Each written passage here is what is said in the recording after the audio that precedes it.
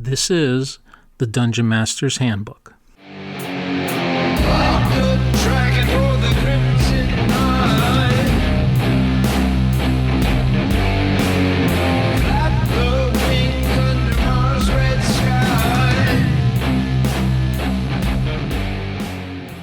Hello, I'm Michael Shorten, also known as Chicago Wiz, and this is episode 38, Reading Unearthed Arcana Classes, where we're going to talk about the Paladin, the Druid, and the Fighter. This series is where I'm reading through the first edition supplement of Unearthed Arcana for the first time in my life. I had never read it prior to now. And I'm seeing what may fit into my current long-running campaign that's been going on for 11 years, and what might not fit into it. So, as always, anything on a podcast, this is all my opinion, and what doesn't work for me, you may find actually does work for you. So I highly encourage giving this book a read. So last episode, we covered the Cavalier, and I thought that the Cavalier made an excellent example of how to take a base class like a fighter and tweak it for a specific design and purpose that adds some flavor to the campaign that fits the setting. I felt that the Cavalier for my campaign was a little bit overpowered, but it's been a great inspiration for me to start looking at my setting and coming up with subclasses that might fit specific lore and specific concepts in my campaign. If you go to my blog, which is at chicagowiz-games.blogspot.com, I'll put the link in the show notes, you'll see some posts where I've been coming up with some class ideas for my campaign there. So this episode, we're going to cover several more classes, and then next episode, we're going to cover the Barbarian. I've got a lot to say about both of that. So let's get into it. So if we turn back to Unearthed Arcana, we are up to page 16, where we're going to cover the Paladin. The Paladin started off in first edition AD&D Player's Handbook as a subclass of the Fighter, but Unearthed Arcana converts that to a subclass of the Cavalier. Now, if you remember, or if you didn't catch the last episode, the Cavalier is a knight, as you might think of a romantic knight, or the knights who came up, they were born into noble or royal stock, and they became these fighters with a cause and a code of conduct. Think, Knights of the Round Table kind of thing. The Cavalier was very definitely aimed at that kind of archetype, and it makes sense why Unearthed Arcana would say, okay, so the Paladin, instead of being a specialized fighter, is really a specialized Cavalier. And it also makes sense if you consider the implied setting of AD&D. Now, when AD&D first came out, there really wasn't much of an implied setting aside from some things that leaked over from Gary Gygax's Greyhawk campaign and a few of the concepts that had come from Dave Arneson's Blackmoor. But as we get further into the history of first edition, you really start to see that implied setting come out. And although Unearthed Arcana was cast as system and setting neutral, well, not system neutral, it was AD&D, but it was setting neutral, there's really a lot of emphasis on Greyhawk, which also is not surprising considering that a lot of the source material came from ideas that Gary and others had put into Dragon magazine. The Paladin being kind of a special subset of the Cavalier makes sense. And it kind of reinforces that trope of knights and paladins, being a holy type of knight versus just a holy fighter. When we get into the subject of the Paladin, and there's only a couple of paragraphs, but these are pretty impactful paragraphs, because in summary, not only does the Paladin have their special abilities from the Player's Handbook, of which there are many, they also, by virtue of being a subclass of the Cavalier, get all of the powers of the Cavalier.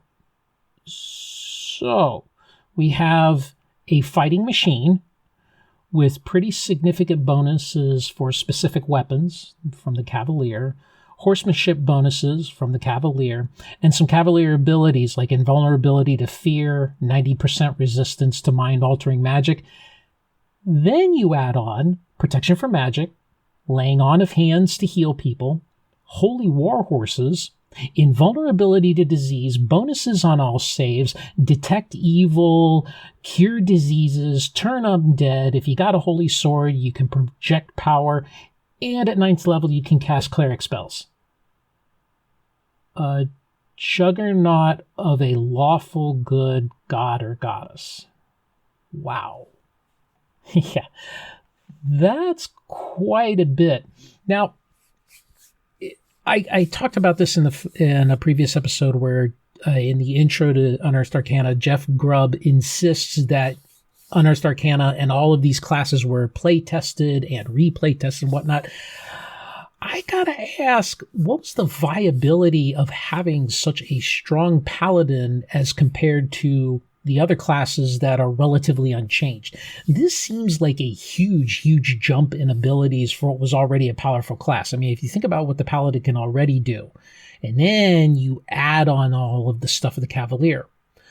Plus, on top of that, the idea being that Paladins really need high scores. I mean, they need a 17 in charisma, a wisdom of 13, plus they need the abilities for a Cavalier, which is 15 in strength, dexterity, and constitution, and a scores of 10 in intelligence, wisdom. Okay, those are pretty specific. Later on in our Unearthed Arcana, in the DM section, we're going to cover method 5 of how to roll up your attributes, which all but guarantees that for a given class, you'll get the values that are needed. I don't know. I mentioned that the Cavalier was not going to fit in my campaign, and I really don't think that the Unearthed Arcana Paladin would fit in my campaign either. Of course, the two Paladins that are already in my campaign, Brian's Grell and Logan's Obram, they're both groaning right now because I think they'd like to be these holy war machines. I just don't think that, that would fit. I like the idea of a paladin being the holy champion of a deity, and I've covered in a previous episode how I've tweaked the paladin subclass to fit specific gods and goddesses and deities, but I don't think that this would fit in my campaign, so I'm probably not going to use it. Okay, so then the next class that Unearthed Arcana covers is the Druid. Now, this is going to be an interesting section because in just a little over a page, Unearthed Arcana redefines what, to me, the Player's Handbook was starting to set out the Druid as. Think of the Druid as kind of the nature-involved type of spell-casting mystic. Unearthed Arcana takes that and moves in a direction that you might find surprising, but let's get into it. What Unearthed Arcana does to the Druid is ostensibly take the Druid from level 15 through level 23, but it's the way it does it that really is interesting. And if you want to get to level 23, all you need to do is play in a campaign where 7 million 7 million experience points are possible. Let's think about that. 7 million experience points. That's a lot. Let's dive into this. So if you remember from the Player's Handbook, the highest Druid is level 14, a, quote, lone figure known as the Great Druid.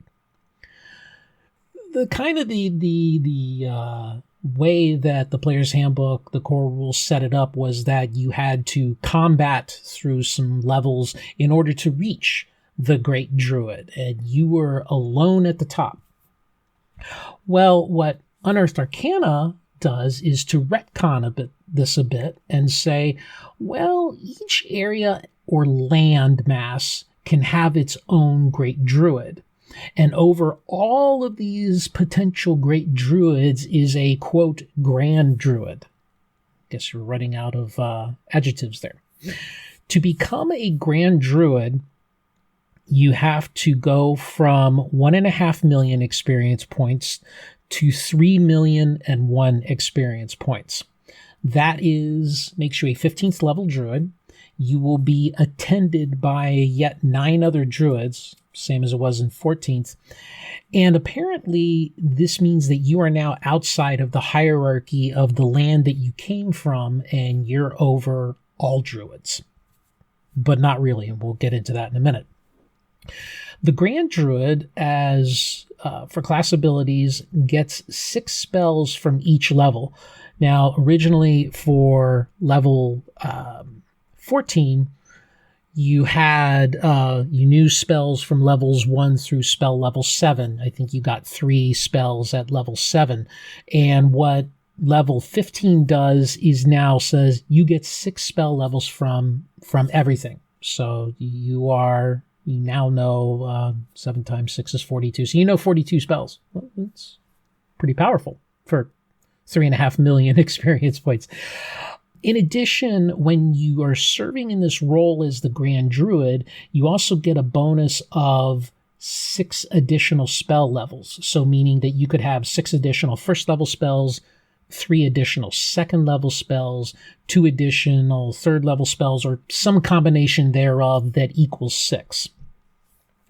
Now, Unearthed Arcana explains that the Grand Druid is, quote, the ultimate overseer of druidical activity and, quote, typically unexciting except for politicians. So you do all this stuff, you earn 3.5 million experience points, but then for the low price of 500,000 experience points, you get to seek a successor, give it all up, and then become what's known as a Hierophant Druid. Okay, so let's pause there for a moment. Now, I do think it's interesting that druids may have some sort of a meta hierarchy, kind of like monks. The monks have they have to progress up their levels and eventually defeat their master, kind of thing. And I think it's druids do that as well. I've always been fascinated by that. We have to fight to, or we have to overcome or prove that we're more powerful. It almost kind of implies in a way that although druids are cast as neutral, it almost seems chaotic in nature. And I kind of like how it floats on that border there. I've always thought that was interesting. If you think about it, the druids have kind of a meta hierarchy, much like the High Table from the John Wick movies. This mysterious thing where, these mysterious figures work from. Everybody loves the Illuminati, that kind of thing. So that's pretty cool. But Unearthed Arcana takes this supposed highest level overseeing all the druids and then says, oh, guess what, guys? It's really boring to do this. So they're going to earn an additional 1.5 million experience points to reach level 15 and then earn another 500,000 to get out of the job that they earned in the first place because it's boring. What? The way it's written, it seems kind of odd. Now, I don't know why they did that or what the logic of it is. Well, I think I understand why. It's because they wanted players to get excited about being Hierophant Druids. So what are Hierophant Druids?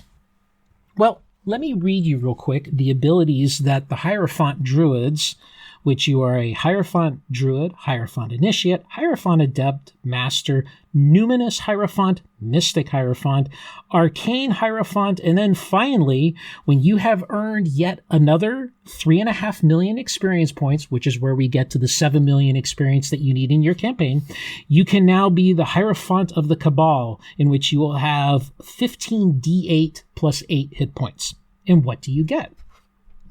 Well, you'll get immunity to all natural poisons, extra longevity, vigorous health, and you can alter your appearance at will. That's at 16th level. 17th level, you gain the ability to hibernate and enter the elemental plane of Earth, as well as conjure a water elemental. At 18th level, you get the ability to enter the plane of fire and conjure an air elemental. At 19th, you get to enter the plane of water and conjure a magma smoke para-elemental. At 20th, you get to enter the plane of air and conjure an ice ooze para-elemental. At 21st level, you gain the ability to enter all para-elemental levels. At 22nd, gain the ability to enter the plane of shadow. And finally, at 23rd level, you can enter any of the inner planes that you feel like entering. You roam the inner plane of probability lines, and you can dwell on the plane of concordant opposition, all as for the plane of earth above. And in other words, you get to set Minecraft on mode spectator plus mode creative. And there's a lot about conjuring elementals. So basically, Unearthed Arcana lays out the rules of being able to conjure those elementals. So, in a sense, Unearthed Arcana casts the Druid as a planewalker, someone who can move from plane to plane and wield incredible power through their arrays of 6 spells per level, and you're conjuring elementals and controlling them and whatnot. That's a different view of a Druid that I had. I always thought of Druids from, obviously, the Celtic legends. And then, interestingly enough, when I've been reading on Appalachia mythology, there is a lot of Druidic themes and actual references to Druids in that mythology. Take a book, The Old Gods Wakened by Manly Wade Wellman.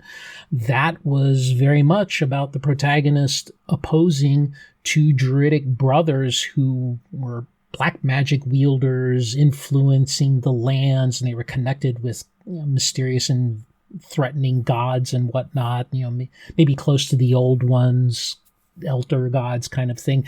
That's how I kind of see Druids.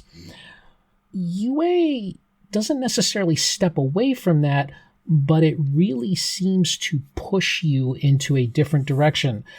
I always kind of thought of magic users, the high-level magic users, as being the ones who would walk the planes and influence those things, not Druids.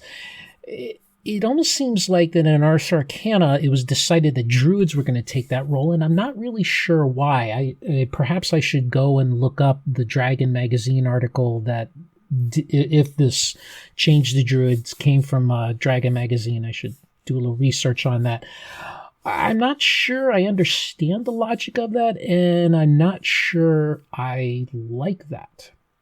So, how would I include this Unearthed Arcana stuff into my campaign for the Druid? Well, I like the idea of the 15th level Druid kind of being the overseer of all, the highest member of the high table, if you will. That's kind of cool. And I could see where, if I have multiple continents in my campaign, that might come into play. I don't know yet if my lone Druid player Courtney will ever get to there. We'll see, but it's a possibility. I don't think that the Hierophant levels would fit into my campaign.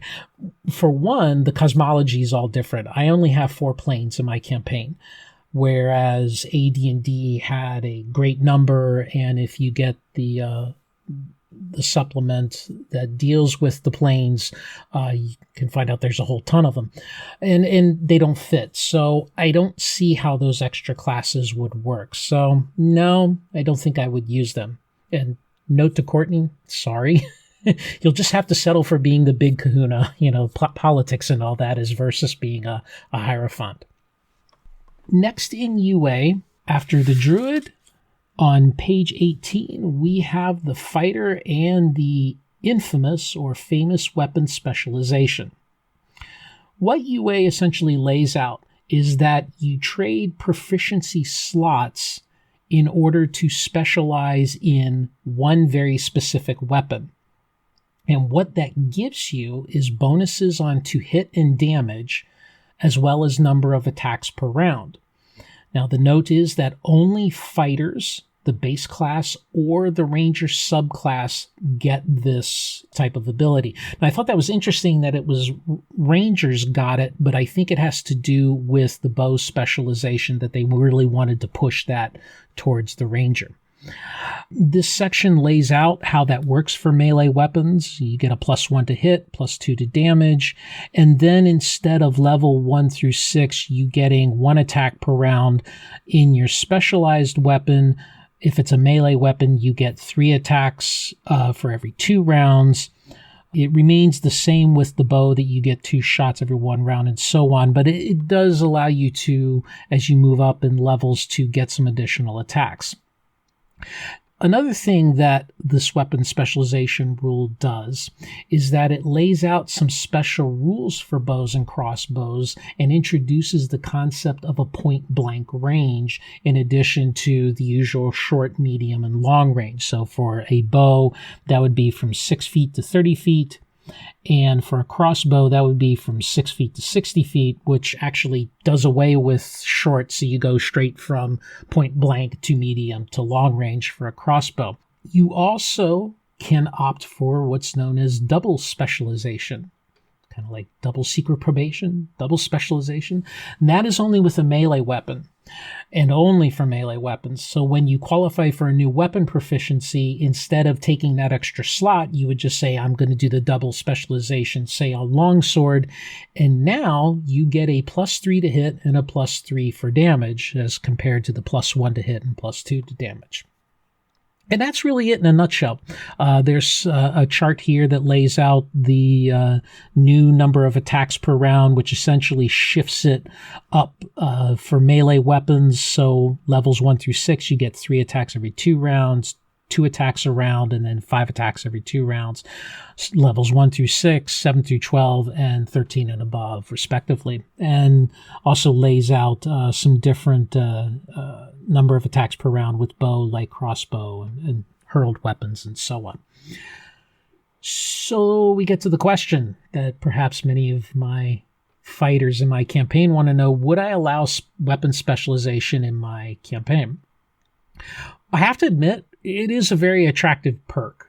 Especially, fighters have this aura of kind of being the boring class without any little neat twists or perks that some of the other classes get. Aside from the fact that fighters can use any weapon, any armor, whole ton of magical items and so on, they're still kind of seen as, it's a safe playing choice. So I can understand where this would add a little interesting aspect to it. The thing that gives me pause is a +1 to hit for melee represents a 5% bonus. On top of any strength bonuses that the fighter is likely to have, on top of the fact that the fighter already gets the best progression on the 2-hit charts. As well, +2 to damage is a pretty nice number. If you figure a weapon's doing, a D6 or a D8, we're talking anywhere from a 25 to 33% bonus to damage. Add on top of that, now you're getting to attack 3 times every 2 rounds. So you put that all together, that's starting to push the fighter into some very serious, abilities, especially at first level. I'm one for not necessarily overpowering my players. I run a low fantasy sort of campaign. You really have to grow in levels to become more powerful. You have to, gain legendary mystical weapons that are hard to find because magical items aren't very prevalent in my campaign. So I could see maybe an either or. Maybe the character chooses. Do they want to get the +1 to hit and the +2 to damage, or do they want to get attacks 3 times every 2 rounds? Or maybe it's something appropriate that they could start doing at 4th level. You kind of think back to the days of AD&D. 4th level was kind of a magical level where you were now considered a hero and you were able to do some things much more than you could as being a 1st through 3rd level where you were just kind of considered just above, a normal person kind of ability. So, I'm still thinking about it, and I'm going to talk to my players and see what they think. I kind of tend towards maybe we'll introduce this when they hit 4th level as versus being something that they would get at first level, but I don't know. Like anything else, I'm not afraid to try something and then take a step back if it doesn't work. So we'll see. So what do you think? Is a plain walking druid who has to earn 7 million experience points something that fits your campaign? Does a juggernaut paladin strike your fancy? Let me know. There's a few ways you can give me feedback. You can leave me a message on my anchor.fm podcast page, or you can call my voicemail. You can send me an email or leave a blog comment, and who knows, I'd like to feature you on a future episode. On a personal note, I hope you all are doing well and keeping safe. Here in Illinois, I'm recording this on the 21st of May, and we're less than 10 days away from some changes in how our quarantine's going to be set up. So we'll see how it goes and how things work out with opening up a little bit more. I know I'm going to continue washing my hands, wearing my mask, and respecting the guidelines that the governor and the local officials are recommending. So far, they've kept me safe. And I see no reason to stop that, so I'll continue doing that. Quick reminder for those of you that are going to be listening to this before the Memorial Day weekend, if you're looking for some great online games this Memorial Day weekend, there's a great convention that's going to help out the convention hosting service known as Tabletop Events. TTE runs campaigns. They provide the scheduling, ticketing services for like GaryCon or North Texas RPG Convention. They got hit hard with the coronavirus cancellations. All of their business basically canceled on them, and they still have to keep their servers up and running. So they decided to run a Save Our Business convention where the money for badges goes to keeping them running until things start to open up. I'm running 2 seminars on Saturday and Sunday morning on the 3 Hexes campaign starter approach, and that'll be at 10 a.m. Central on both mornings. And I'm running a game on Saturday night and a game on Sunday evening. And I'll put a link on Twitter and on Facebook and in the show notes. But whether you come to my games, I certainly encourage you to check out this convention for this weekend. There's a heck of a lot of great games there that are going to be run. So maybe give you something to do while if you're in the Chicagoland area. It's going to rain all weekend, so maybe this will give you something to do. All right, that's it. So until next time, game on.